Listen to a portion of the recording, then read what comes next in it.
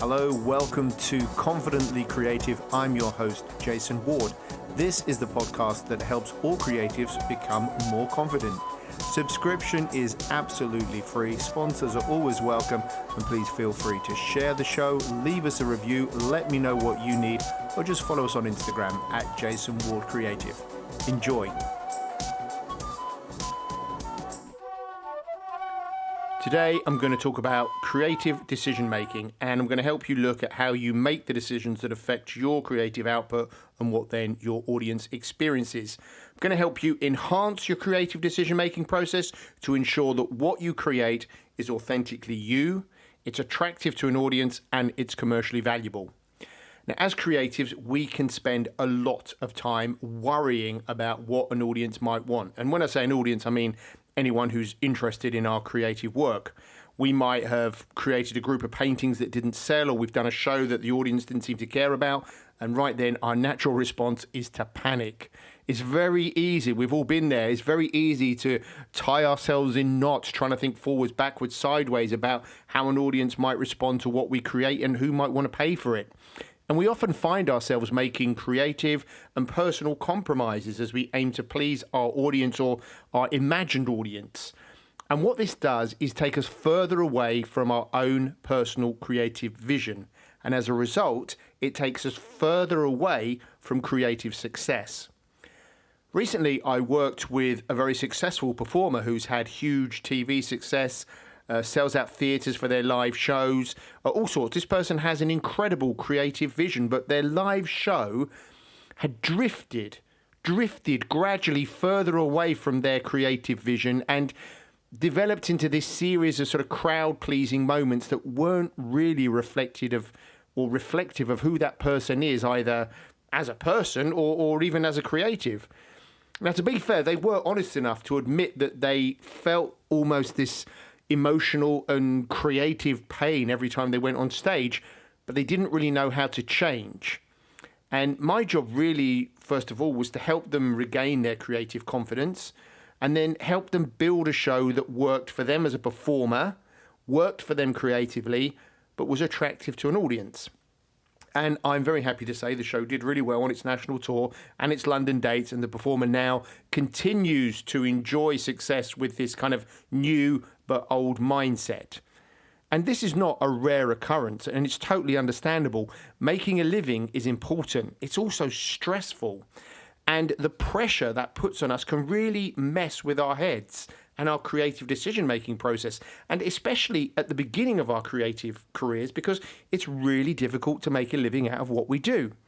So as time goes on, this stress leads us to become scared of change, and our creative decision-making process starts to falter. However, if we look at the most successful creatives in any field, they're the ones who have developed their own vision, and some of them have even reinvented themselves sometimes. And while we may not all need to become David Bowie, there is definitely a path available to us. And let's not forget also, before David Bowie became actual David Bowie, he was David Jones, and his biggest hit was a song called The Laughing Gnome. Check it out on YouTube. Let me know what you think.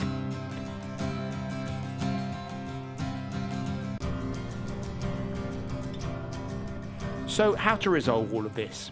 So as a creative, your starting point must always be what you are passionate about, what inspires you personally, and what fires up your own emotions. This is deeply personal. It's almost a visceral feeling that you have about something. And it's not enough for you to kind of like it or not mind something.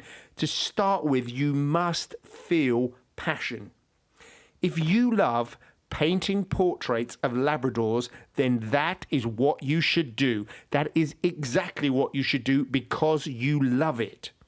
On the other hand, if you're able to paint portraits of Labradors and you can sell them regularly but find no creative pleasure in it, then you need to do some work on your creative decision-making process and wean yourself off the doggy pics.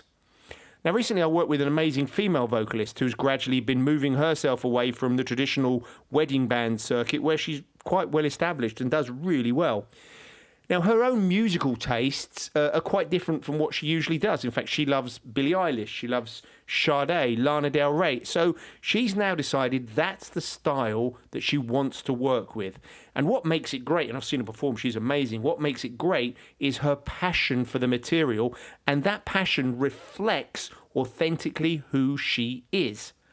But even more, from a commercial perspective, it also gives her a massive differentiator, or what marketing people might call a USP, a unique selling point. Rather than being the same as many other female singers who might be classed as generalists, she's now the specialist. So look at the field you're creating in and be honest with yourself about what makes you want to do it.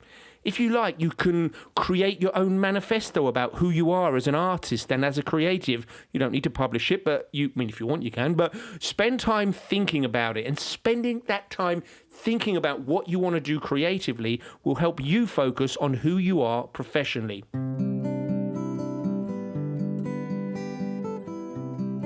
Now, back in the day when I was working for Disney Cruise Line, part of my job was to manage the live music program on board and work with new bands.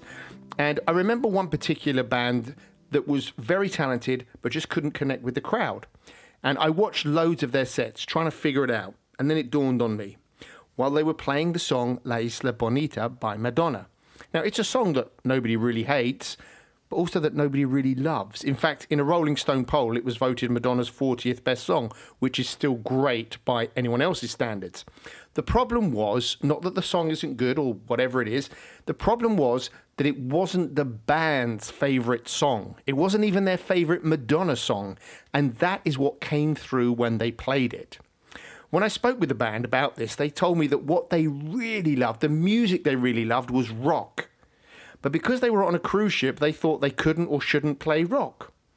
I suggested they look around at the 35 to 55-year-olds we had on board. I suggested they get their electric guitars out and play the music that they love. They were worried about it, but they did it. And they absolutely stormed it.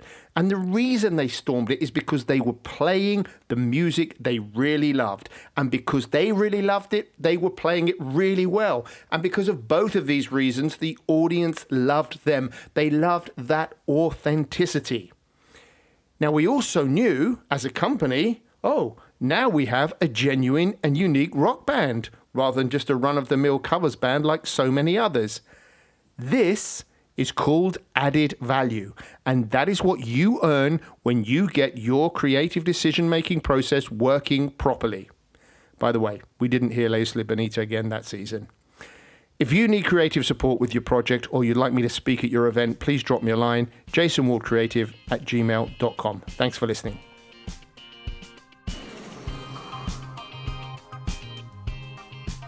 Thank you for listening to Confidently Creative with me, Jason Ward. I would love you to subscribe, and please don't forget to send me your feedback and let me know if you would like personalized support with your creative business. You can follow me on Instagram @JasonWardCreative, where you'll find tips and creative inspiration. Once again, thank you for listening, and I'll see you next time on Confidently Creative.